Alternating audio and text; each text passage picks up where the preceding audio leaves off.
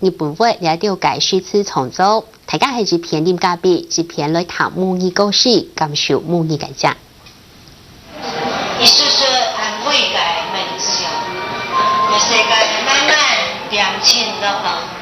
有乜嘢變啊？能夠較地無暗嘅。台中董事出席嘅客家之言總諷刺，用太普強隆重自家創作嘅詩，韓讀新竹時陣家下就開始寫詩，下後還用母語來創作。佢哋別套嘅詩頭創作同大家分享。呀，而家寫發通，佢將一啲能講言哈，對講嘅種子來用哈，慢慢佢會更長，都越來越多安尼。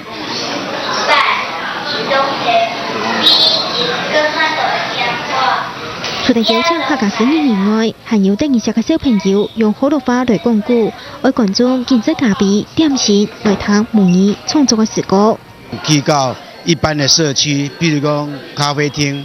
啊，所以一般人生活裡面喝咖啡的時候就可以聽到詩歌朗誦啊，聽到母語的聲音，母語能夠到每一個人日常生活，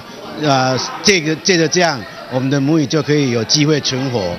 台灣母語聯盟繼續去年母語音歌詩請5年嘉賓發圖，同大家分享用普通話、客話、日本話一道來寫詩，希望用行業沙器來推廣母語嘅方式，為大家來欣賞客家認識母語詩歌之美。